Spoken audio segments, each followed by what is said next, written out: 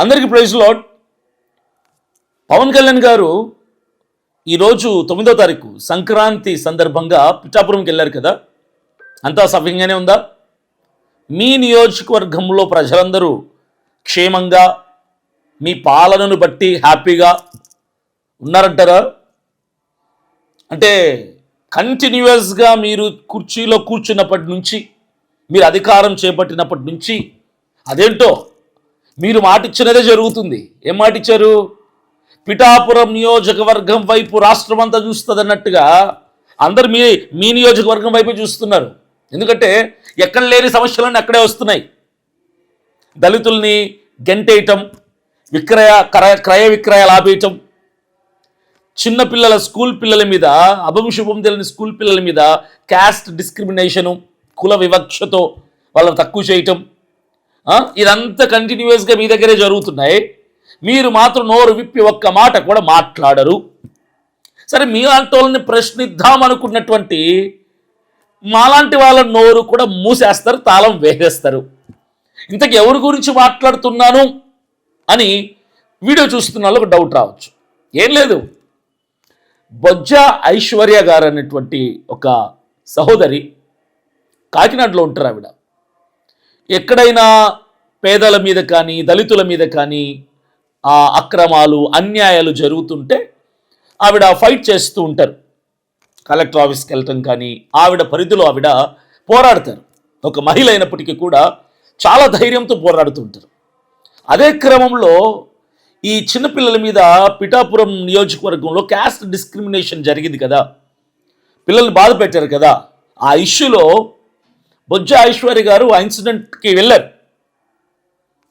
వెళ్ళి అక్కడ పరామర్శించారు, ఆ ఇష్యూ చూశారు, బాధపడిన పిల్లలతో ఆవిడ మాట్లాడినట్టుగా ఇవన్నీ వచ్చాయి. అంత బాగానే ఉంది. అయితే పవన్ కళ్యాణ్ గారు 9వ తారీఖున పిఠాపురం ఆయన నియోజకవర్గానికి వస్తున్నారన్నటువంటి విషయం తెలిసినటువంటి బొజ్జ ఐశ్వర్య గారు ఆవిడ ఒక వీడియో పెట్టారు. శ్రీ కోని దళ పవన్ కళ్యాణ్ గారు 9వ తారీఖున పిఠాపురం నియోజకవర్గానికి వస్తున్నారు. సో క్యాస్ట్ డిస్క్రిమినేషన్ జరిగి పిల్లలు లబోదిబో అంటున్న ఆయనకి కనబడలేదు, వినబడలేదు. పైగా పిల్లలదే తప్పు అని మరింత బాధను వాళ్ళకి కలుగజేశారు. So let's welcome Pavan Kalyan గారు. క్యాస్ట్ డిస్క్రిమినేషన్ పిల్లల ప్లగార్డ్స్తో మీకు వెల్కమ్ చెప్పబోతున్నాము. అలానే పాపం మీరు న్యూ ఇయర్కి కూడా లేరు కదా మీ నియోజకవర్గంలో, మీకు న్యూ ఇయర్ గ్రీటింగ్స్ కూడా చెప్పాలి sir. Wishing you a very happy new year. Konidela Pawan Kalyan గారు రండి, వీఆర్ వెయిటింగ్, మీకు విష్ చేయడానికి రెడీగా ఉంటాం మేము. హుటాహుటిన తీవ్రవాదుల్ని, ఉన్మాదుల్ని, ఉగ్రవాదుల్ని, టెర్రరిస్టులని అరెస్టు చేసినట్టుగా ఒక మహిళ అనేటువంటి సానుభూతి కూడా లేకుండా ఆవిడ మాట్లాడింది న్యాయమే కదా. ఆవిడ ఏం తప్పు మాట్లాడారు? మా పవన్ కళ్యాణ్ గారిని కొడతామన్నారా, తిడతామన్నారా, అవమానపరుస్తామన్నారా? ఏమనలేదు కదా అన్నటువంటి విచక్షణ విఘ్నత కూడా లేకుండా, ఇంకిత జ్ఞానం లేకుండా, కామన్ సెన్స్ లేకుండా ఆ మహిళని హౌస్ అరెస్ట్ చేశారు. ఇది జరిగిందనమాట. ఈ రోజు నుండి 3 రోజులు నన్ను హౌస్ అరెస్ట్ చేయాల్సిన అవసరం ఏమొచ్చింది? కొనిదెల పవన్ కళ్యాణ్ గారు, మీరు ఎందుకు భయపడుతున్నారు?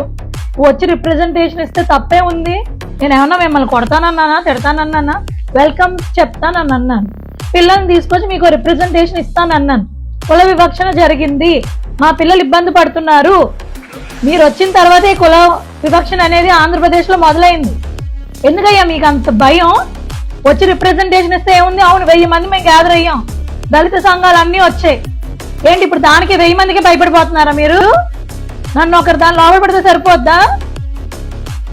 ఇంత దిక్కుమాలని అసలు పాలన నువ్వు ఏం చేస్తున్నావో తెలియట్లేదు. కానీ ఈ బిల్డప్లకి ఏం తక్కువ. సినిమా అనుకున్నావా ప్రజలు పాలించడం? ఏమన్నా సినిమాలో కనబడుతుందా మీకు? ఈరోజు ఎందుకు హౌస్ అరెస్ట్? నాకు కనీసం నోటీసులు కూడా ఇవ్వలేదు, ఇవ్వకుండా ఇంట్లో కూర్చోబెట్టారు ఒకరు 3 రోజులు. ఇంక ఇదేం ప్రజాస్వామ్యం? ఇదేంటి? ఎప్పుడు చంద్రబాబు నాయుడు గారు కానీ జగన్మోహన్ రెడ్డి గారు కానీ మాకు స్వేచ్ఛ మాకు ఇవ్వకుండా ఏ రోజు లేరు. న్యూట్రల్గా ఉన్న వాళ్ళకి ఖచ్చితంగా స్వేచ్ఛ వాయిస్ ఇచ్చేవారు. మీకు ఇంత భయం ఉన్నప్పుడు నాది ప్రశ్నించే గొంతు గొంతు గొంతు అని ఓవర్ యాక్షన్ చేయకుండా ఉండాలి. ఇంకొకరు ప్రశ్నిస్తుంటే నీకు నొప్పి వస్తుందా పవన్ కళ్యాణ్ గారు? మీకు సుగాలి ప్రీతి తల్లిని కూడా అలాగే హౌస్ అరెస్ట్ చేయించారు. దళితులంటే మీకు అంత చిన్న చూపా?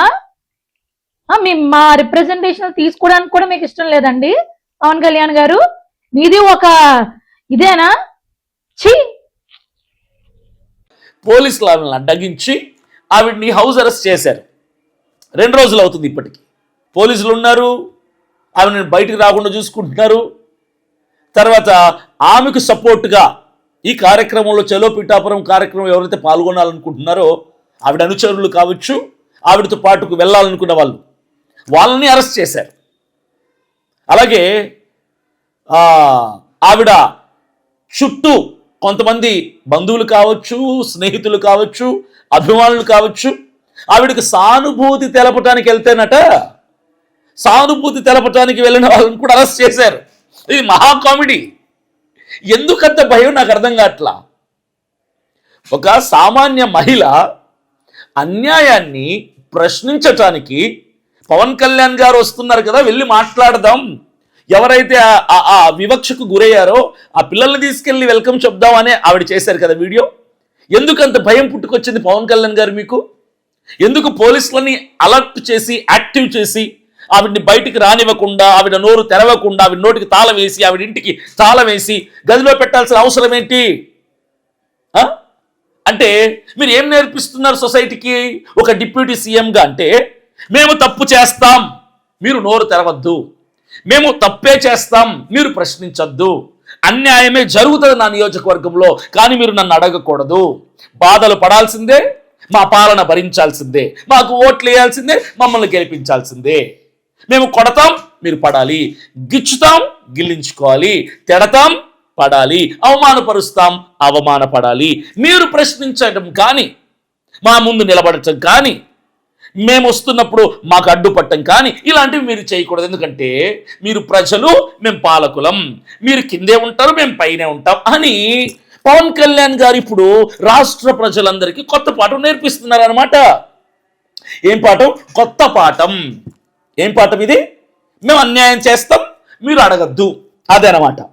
డిప్యూటీ సీఎం పవన్ కళ్యాణ్ గారు, నేను ఒక ప్రశ్న అడుగుతాను సార్, మీరు అన్యాయం చేయటానికి మమ్మల్ని ఓట్లు అడిగారా?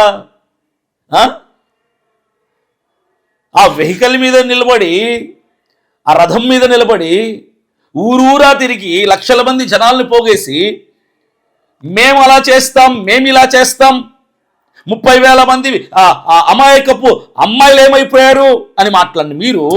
అప్పుడు ఒక మాట, ఇప్పుడు ఒక మాట, గెలవక ముందు ఒక మాట, గెలిచాక ఒక మాట. సుగాలి ప్రీతి విషయంలో మీరు ఏమన్నారు? ఒక రకంగా ఆవిడని అడ్డు పెట్టుకొని ఓట్లు సంపాదించుకున్నారు మీరు. అది చేస్తాను, ఇది లాగుతాను, అది పీకుతానన్న మీరు ఏం చేశారు? చివరికి ఆవిడని కూడా హౌస్ అరెస్ట్ చేయించారు. ప్రజల్లోకి వస్తాను న్యాయం కోసం అంటే ఆడవాళ్ళు ప్రశ్నిస్తారంటే అడ్డుకుంటూ వెళ్ళిపోతారు మీరు. ఇదేనా మీ పాలన? ఇందుకేనా మీకు ప్రజలు ఓట్లేశారు? ఇందుకేనా మిమ్మల్ని అద్దెలకు ఇచ్చారు?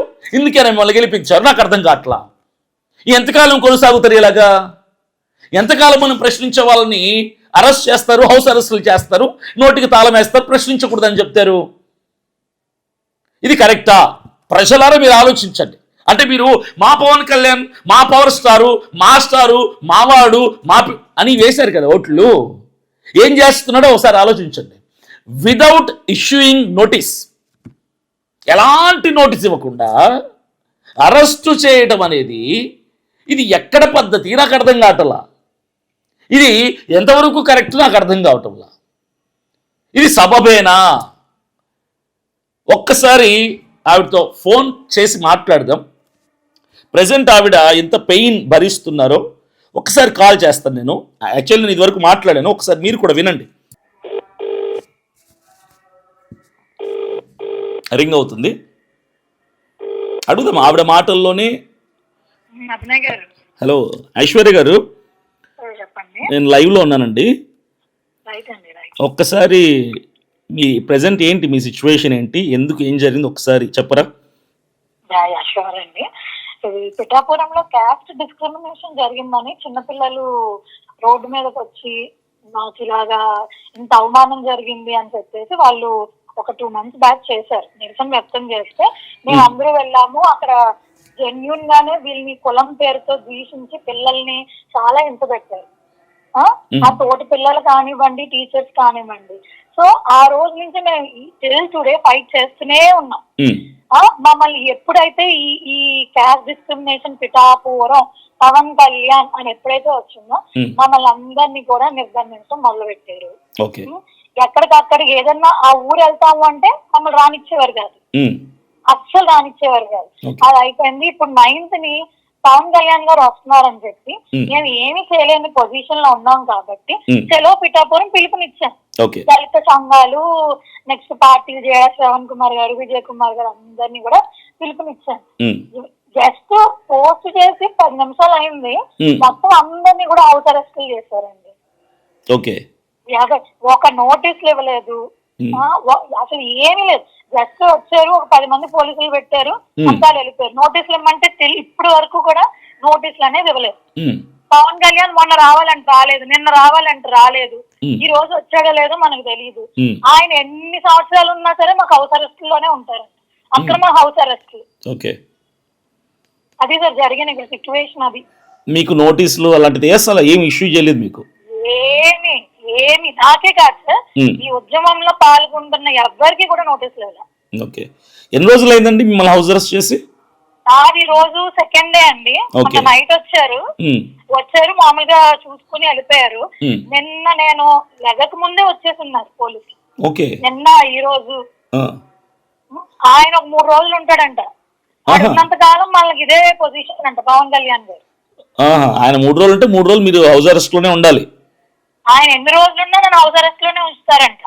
సార్ మేము ఒక్క రిప్రజెంటేషన్ ఇచ్చేసి వచ్చేస్తాము, మేము గొడవలు అల్లర్లు చేయడానికి కాదు సార్, జస్ట్ ఆయనకి వినతి పత్రం ఇచ్చి వచ్చేస్తాం అని ఒకే ఒక మాట చెప్తున్నా కూడా అస్సలు పట్టించుకోవట్లేదు, మమ్మల్ని పంపించట్లేదు.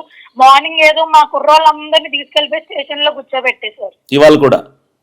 ఇవాళ morning early morning 6 o'clock Pithapuram station లో సరిపోలేదని చెప్పి కాకినాడ 2 town లోని 3 town లోని కుర్రోళ్ళండి మనల్ని నమ్ముకున్న కుర్రోళ్ళందరినీ కూర్చోబెట్టారు స్టేషన్ లో.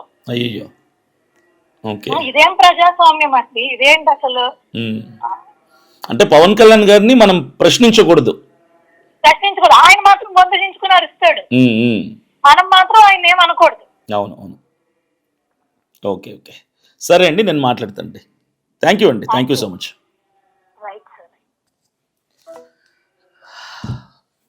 విన్నారు కదా, అది పరిస్థితి. ఒక మహిళ హౌస్ అరెస్ట్ అయింది, ఇది సెకండ్ డే.